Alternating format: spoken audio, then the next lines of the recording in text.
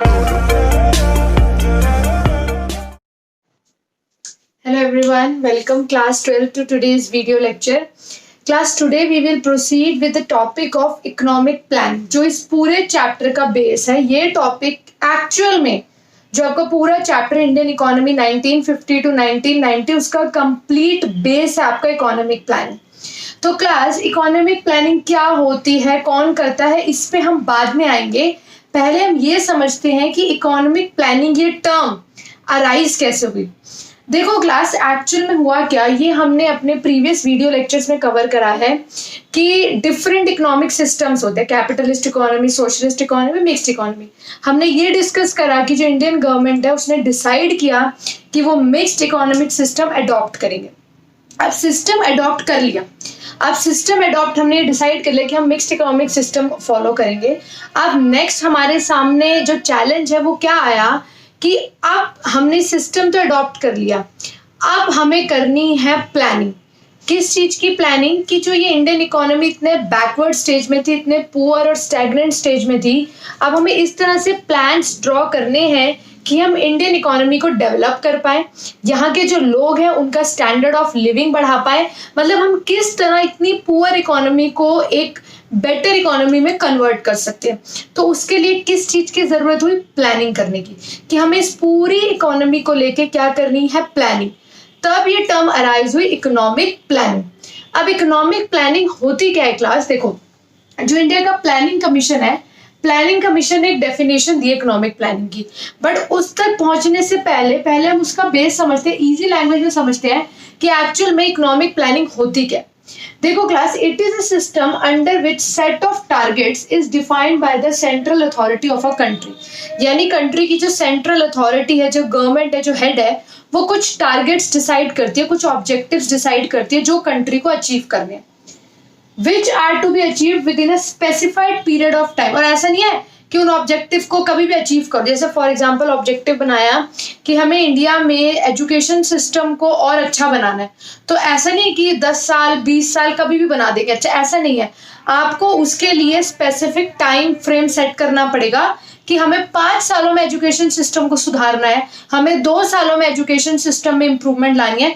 That is the plans, the targets, basically the targets or objectives which are set by the central authority are to be achieved within a specified time frame. Mark my words class, the plans, the objectives, the targets, they have to be achieved within a specified time period, taking the resources of the country in consideration। And of course आप जब target set कर रहे हो तो पहले ये देखोगे कि आपकी कंट्री के पास रिसोर्सेज कितनी लैंड है, कितना पैसा है, कितनी ह्यूमन रिसोर्स है। ऑब्वियसली जब आप अपनी कंट्री की रिसोर्सेज देखोगे उसके बाद ही तो आप ऑब्जेक्टिव सेट करोगे कि आप उन रिसोर्सेज में कितना ऑब्जेक्टिव सेट कर सकते हो। ठीक है, तो क्लास बेसिक में आपको कहने वाली थी कि आपको डेफिनेशन में किन चीजों का ध्यान रखना है, किन वर्ड्स पे फोकस करना है।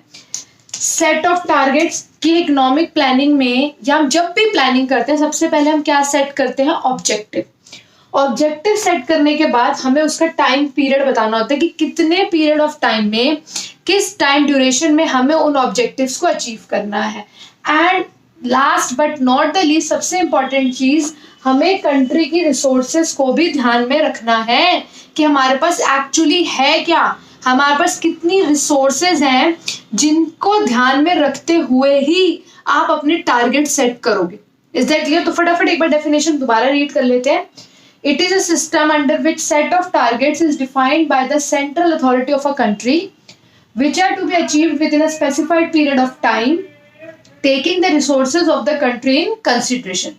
अब क्लास प्लानिंग करनी थी, तो प्लानिंग करने के लिए इंडिया ने एक अलग से कमेटी बनाई, कमीशन बनाई, जिसका काम ही क्या था? प्लानिंग करना। उस कमेटी का नाम क्या रखा गया? Planning commission.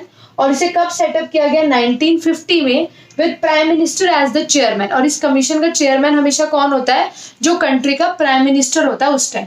अब जब प्लानिंग कमीशन बनी, इसका काम ही यही था, मेन ऑब्जेक्टिव यही था, कंट्री के लिए प्लान्स बनाना, कंट्री के लिए ऑब्जेक्टिव सेट करना और प्लान्स बनाना कि भाई हम टारगेट्स को अचीव कैसे करेंगे, अब हमें कैसे मतलब अपनी कंट्री की इकोनॉमी को डेवलप करना है, ग्रो करना है। 1950 में सेटअप हुई थी, इसको लर्न कर लेना। और इसका चेयरमैन कौन होता है? Prime minister. अभी जो प्लानिंग कमीशन है इसने क्या डेफिनेशन दिया, हम इसको रीड करते हैं। Economic planning means utilization of countries resources. Resources की बात तो हमेशा होगी कि कंट्री के पास जितनी लैंड, लेबर, कैपिटल है उसको यूटिलाइज करना है इन डिफरेंट डेवलपमेंट एक्टिविटीज, और उन रिसोर्सेज को यूज करके हमें करना क्या है? हमें डेवलपमेंट करनी है, देश की डेवलपमेंट करनी, इकोनॉमी की डेवलपमेंट करनी है इन accordance with national priorities. And आपको ध्यान रखना है कि देश की प्रायोरिटी क्या है। जिन चीजों की कंट्री को ज्यादा जरूरत है आपको पहले पैसा या रिसोर्सेज उधर लगानी है। समझो क्लास, ये आप माइक्रो इकोनॉमिक्स में पढ़ के आए हो कि ह्यूमन वांट्स अनलिमिटेड होती है बट रिसोर्सेज लिमिटेड होती है, आप इकोनॉमिक्स में पढ़ के आए हो। तो इसी तरह जो कंट्री है उसको बहुत चीजों की जरूरत होगी, लेकिन हमारे पास तो रिसोर्सेज लिमिटेड है ना, तो अपनी कंट्री की रिसोर्सेज को इस तरह यूटिलाइज करना है, इस तरह डेवलपमेंट एक्टिविटीज में लगाना है, देश की डेवलपमेंट करनी है। किसके अकॉर्डिंग? National priorities. जो चीज ज्यादा प्रायोरिटी वाली है, जो चीज ज्यादा अर्जेंट है, इंपॉर्टेंट है, उसको पहले कंप्लीट करना है, और जो चीज डिले हो सकती है उसको हमें डिले करना, मतलब national priority. I hope you can understand the term priority. जिसको ज्यादा पहले जरूरत है, जो चीज पहले ज्यादा जरूरी है, उस अकॉर्डिंग हम जो है देश की डेवलपमेंट एक्टिविटीज करेंगे। तो economic planning means utilization of countries resources in different development activities. आपको डेवलपमेंट एक्टिविटीज में लगाना है रिसोर्सेज को in accordance with national priorities. अब क्लास, जब हमने प्लानिंग कमीशन बनाया, इकोनॉमिक प्लानिंग करने का फैसला किया, तो आपको एक चीज ध्यान रखनी है, हमने जितनी भी इकोनॉमिक प्लानिंग करी, मतलब ये प्लानिंग कमीशन ने जितनी भी इकोनॉमिक प्लानिंग करी है आज तक, it is based on the principle of mixed economy. क्योंकि हमने मिक्स्ड इकोनॉमी सिस्टम को अडॉप्ट किया है, तो हम प्लानिंग भी जो करेंगे वो इसी अकॉर्डिंग करेंगे, मिक्स्ड इकोनॉमी के अकॉर्डिंग। मिक्स्ड इकोनॉमी में हमने क्या पढ़ा था? दोनों चीजें होती हैं, प्राइवेट सेक्टर भी होता है, पब्लिक सेक्टर भी होता है। प्राइवेट सेक्टर किस लिए होता है? ताकि जो देश की इकोनॉमी है उसकी ग्रोथ फास्टर हो, वो जल्दी जल्दी ग्रो करे, डेवलपमेंट हो, कंपटीशन हो, बेटर टेक्निक्स ऑफ प्रोडक्शन आए, इनोवेशन हो, क्योंकि प्राइवेट सेक्टर को तो इसी से मतलब है, उसे आगे बढ़ना है, पैसा कमाना है। और हमने पढ़ा था कि मिक्स इकोनॉमी में साथ में होता है पब्लिक सेक्टर, जो पुअर पीपल की नीड्स को ध्यान रखता है कि एक्चुअली सोसाइटी की नीड्स क्या है, जो लोग अफोर्ड नहीं कर सकते उनको भी सब कुछ मिले।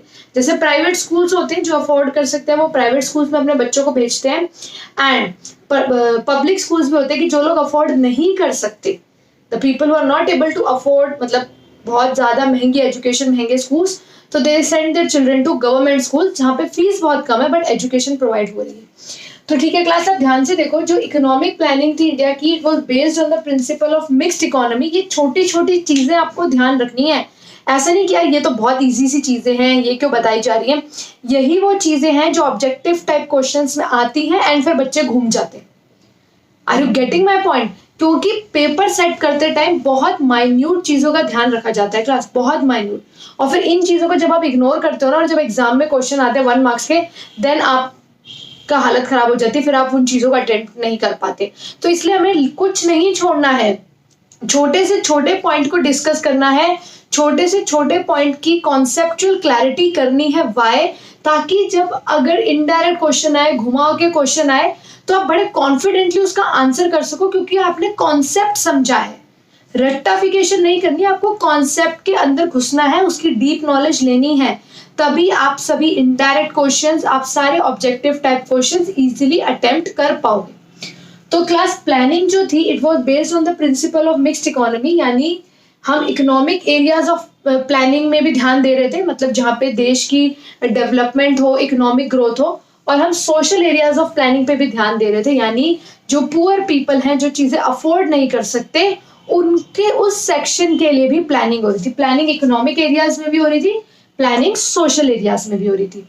अच्छा क्लास, जो प्लानिंग कमीशन है, एक छोटी सी बात मैं इसके बारे में बताना चाहती हूँ। जो प्लानिंग कमीशन है, ये इंडिया में जितने भी प्लान्स बनाता है, it is based on 5 years. जो टाइम पीरियड है वो कितना होता है? 5 ईयर्स। तभी हिंदी में बोलते भी है पंचवर्षीय योजना, एंड इंग्लिश में they are known as 5 year plans. समझो, पंचवर्षीय योजना हिंदी में बोलते हैं, इंग्लिश में बोलते हैं ना 5 ईयर प्लान्स।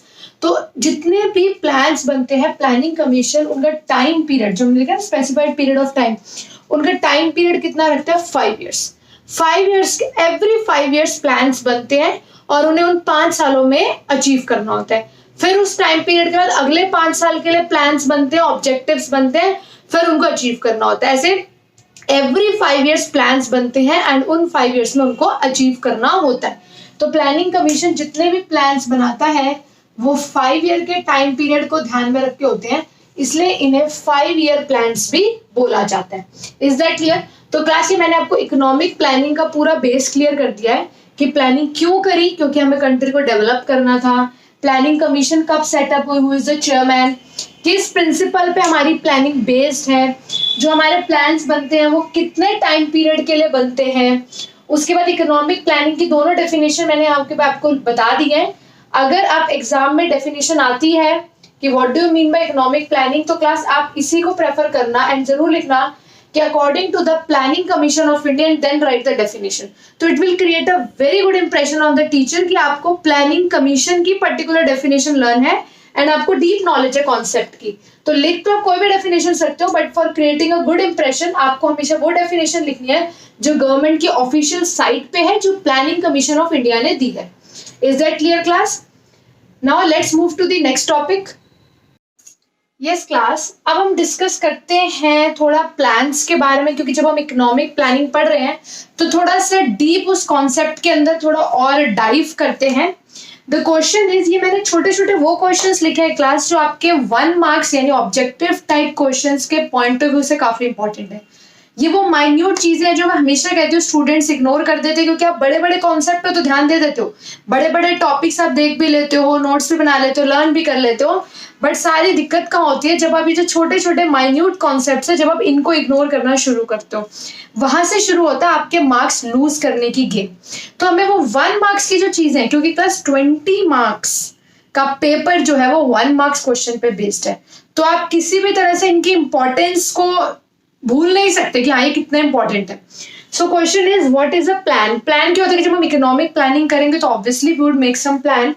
तो plan is a document showing detailed scheme, program and strategy worked out in advance for fulfilling an objective। Simple सी बात है, आपने एक टारगेट सेट कर लिया, आपने एक ऑब्जेक्टिव सेट कर लिया। सपोज आपने ऑब्जेक्टिव सेट कर लिया कि आपको बोर्ड एग्जाम्स में मोर देन 95% मार्क्स लाने हैं। अब आप उसको अचीव करने के लिए, उस ऑब्जेक्टिव को अचीव करने के लिए आप स्कीम बनाओगे, आप स्ट्रैटेजी बनाओगे, आप प्रोग्राम बनाओगे कि मुझे किस तरह पढ़ना है, कौन से सब्जेक्ट्स मेरे वीक है जिसके लिए मुझे कोचिंग की नीड है। तो आप पूरी एक स्ट्रैटेजी चॉक आउट करोगे एडवांस में, पहले ही पूरी एक प्लानिंग तैयार करोगे कि किन प्लान को फॉलो करके, किस स्ट्रैटेजी को फॉलो करके आप उस ऑब्जेक्टिव को अचीव कर सकते हो। Same is in the case of economic planning. When a country decides an objective, एक country ने एक objective decide करा, then it decides the strategy or the method or the program जिसको follow करके the country would be able to achieve the objective। तो वही चीज लिखी है क्लास, इसको दोबारा एक बार ध्यान से पढ़ते हैं। Plan is a document showing detailed scheme, program and strategy। अब डिटेल में बता रहे हो कौन सी स्ट्रैटेजी है, क्या प्रोग्राम है आपका, क्या आपने मेथड डिसाइड करा है इन एडवांस, आप पहले से ही वो डिसाइड कर लेते हो for fulfilling an objective. Plan spells out how the resources of a nation should be put to use. Very important line class, बहुत इंपॉर्टेंट लाइन है। एग्जाम में जब भी प्लान से रिलेटेड क्वेश्चन आए तो आपको जरूर लिखना है, इट स्पेल्स आउट, ये बताता है how the resources of a nation. Resources की बात अगर आपने नहीं करी तो प्लानिंग बेकार है, क्योंकि प्लानिंग हो ही इसलिए रही है कि जो कंट्री की लिमिटेड रिसोर्सेज हैं हम इसे किस तरीके से यूटिलाइज करें कि कंट्री की मैक्सिमम डेवलपमेंट हो।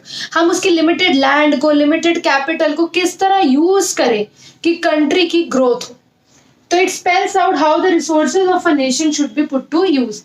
व्हाई इज प्लानिंग डन, ये क्वेश्चन आ सकता है कि हम इकोनॉमिक प्लानिंग क्यों करते हैं, हम क्यों इतने एफर्ट्स लगाते हैं इकोनॉमिक प्लानिंग करने में।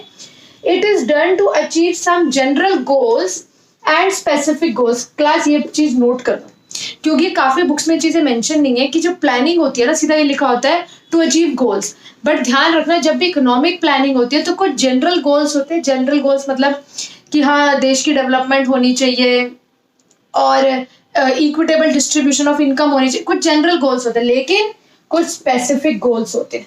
जैसे जब कॉमनवेल्थ गेम इंडिया ने ऑर्गेनाइज करनी थी तो स्पेसिफिक गोल्स थे, पर्टिकुलरली कॉमनवेल्थ गेम्स की तरफ जो फोकस कर रहे थे।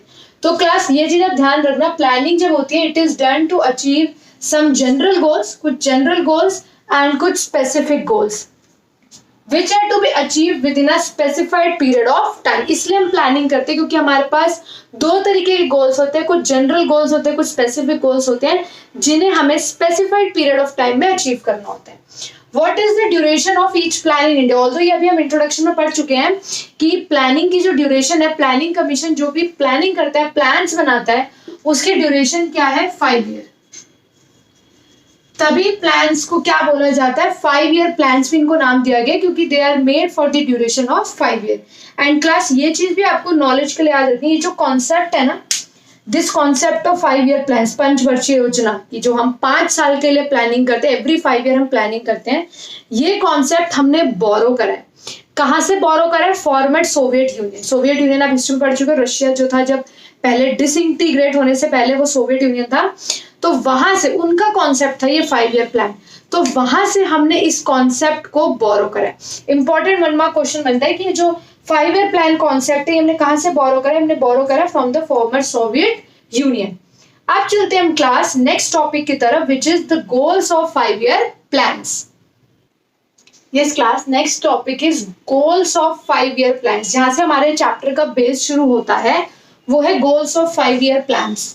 तो क्लास सबसे पहला गोल, अगर हम एक जनरल गोल की बात करें कि जो भी हमने 5 ईयर प्लान्स हम बनाते हैं या प्लानिंग कमीशन बनाती है, उसके जनरल गोल क्या होता है? उसका जनरल गोल होता है to remove economic backwardness of the country. ठीक है, जो कंट्री की जो भी इकोनॉमिक बैकवर्डनेस है इसको हटा दिया जाए, and to make India a developed economy, और जो इंडिया है वो डेवलपमेंट की तरफ बढ़े और वो एक डेवलप्ड इकोनॉमी बन जाए। अब क्लास ये जो मैंने रेड से लिखा है ना, ये कोई हाईलाइट करने वाला पॉइंट है, दैट्स वाई मैंने उसको अलग से हाईलाइट किया है। इस पॉइंट को आपको ध्यान से समझना है। कितने भी गोल्स बन जाए हमारे, किसी भी चीज पे हम फोकस करें, हमारा एक बहुत इंपॉर्टेंट फोकस रह जाता है the weaker section of the society. क्योंकि हमने मिक्स्ड इकोनॉमिक सिस्टम अडॉप्ट करा है, तो ठीक है, हम इंडिया को डेवलप्ड बनाना चाहते हैं, इकोनॉमिकली हम उसको बहुत प्रोग्रेस उसकी देखना चाहते हैं कि इंडिया बहुत प्रोग्रेस करे, बहुत सक्सेसफुल हो, और हम मतलब इवन आप कह सकते हो कि इनकम की सेंस में भी हम बहुत आगे निकल जाएं, यानी बेसिकली हमारी इकोनॉमिक ग्रोथ फॉस्टर हो। लेकिन क्योंकि मिक्स्ड इकोनॉमी है तो कहीं ना कहीं हमारा focus weaker section of the society की तरफ भी रहेगा कि जो लोग अफोर्ड नहीं कर सकते चीजें, उन्हें भी हर फैसिलिटी मिले। जो लोग स्कूल्स, महंगे हॉस्पिटल्स अफोर्ड नहीं कर सकते, उन्हें भी basic free education, free health facilities मिले। तो इसलिए हमारे 5 ईयर प्लान का एक बहुत इंपॉर्टेंट गोल रहता है क्लास कि weaker section of the society should be benefited from the economic progress of a country. Country की जितनी भी इकोनॉमिक प्रोग्रेस हो, कंट्री जितना भी आगे जाए, जो वीकर सेक्शन है हमारा सोसाइटी का, ऐसा ना हो कि वो इग्नोर हो जाए या वो पीछे रह जाए। हमें weaker section of the society की तरफ भी ध्यान देना है। ठीक है, अब इंपॉर्टेंट क्वेश्चन जो हमारा बनता है ऑब्जेक्टिव टाइप में कि जो फर्स्ट 5 ईयर प्लान थे वो कब लॉन्च हुए थे और कितने टाइम के लिए बने थे। तो जो फर्स्ट 5 ईयर प्लान है वो 1 अप्रैल 1951 को स्टार्ट हुए थे। एंड अब 5 ईयर्स देख लो तो 1956 हो गया। एंड इंडिया का जो फाइनेंशियल ईयर है हम जो फॉलो करते हैं 1 अप्रैल से 31 मार्च फॉलो करते हैं, तो लर्न करना बहुत ईजी है। 1 अप्रैल 1951 को प्लानिंग लॉन्च हुई थी एंड 31 मार्च 1956 तक के वो प्लान थे। अब क्लास हम बात करते हैं basic goals of 5 year plans. Very important topic कि हम जितने भी हमने 5 ईयर प्लान्स बनाए हैं उन सभी 5 ईयर प्लान्स में हमारे बेसिक गोल या हमारे बेसिक ऑब्जेक्टिव्स क्या रहते हैं। तो हमारे 4 बेसिक गोल्स रहते हैं: growth, modernization, self reliance and equity. And class ये चारों के चारों गोल्स हमें डिटेल में स्टडी करने। ऐसे नहीं कि आपने सिर्फ नेम पढ़ लिए समझ लिए हो गया, ऐसा नहीं है। जैसे ग्रोथ का मतलब क्या है? ग्रोथ का एक्चुअल मतलब है कि कंट्री की जो प्रोडक्शन कैपेसिटी है वो बढ़ जाए, हमारा जीडीपी बढ़ जाए, हम ज्यादा से ज्यादा गुड्स एंड सर्विसेज अपनी कंट्री में प्रोड्यूस कर पाए। मॉडर्नाइजेशन का क्या मतलब है? मॉडर्नाइजेशन के 2 मीनिंग है। एक तो हम न्यू टेक्नोलॉजी को अडॉप्ट कर पाए, latest technology, advance technology, and जो हमारा सोशल आउटलुक है, जो हमारा एटीट्यूड है, जो हमारी सोच है, वो भी मॉडर्न हो जाए, वो भी ब्रॉड हो जाए। सेल्फ रिलायंस, आत्मनिर्भर भारत, सभी जानते हैं अब तो इसको। दैट मीन्स हम खुद अपनी कंट्री में इतनी प्रोडक्शन करें इतने गुड्स एंड सर्विसेज बनाए कि फॉरेन कंट्रीज पे जो हमारी डिपेंडेंस है good quality products and services के लिए, जहां हम फॉरेन कंट्रीज पे डिपेंड करते हैं अच्छे फोन्स के लिए, अच्छी कार्स के लिए, हम आज भी फॉरेन कंपनीज फॉरेन कंट्रीज पे डिपेंडेंट है, वो खत्म हो जाए, हम अपने आप को सेल्फ रिलायंट, इंडिपेंडेंट, आत्मनिर्भर बना सके। इक्विटी का मतलब क्या होता है? इक्वालिटी। किस चीज की इक्वालिटी की बात हो रही है यहाँ पे क्लास? कि जो बेसिक नीड्स हैं वो सभी की पूरी, ऐसा ना हो कि रिच तो बहुत रिच होता जाए, पुअर बहुत पुअर होता है, ऐसा नहीं। एक इक्विटेबल डिस्ट्रीब्यूशन ऑफ इनकम हो कि जो बेसिक नीड्स हैं, बेसिक फैसिलिटीज हैं, वो सभी लोग अफोर्ड कर पाए।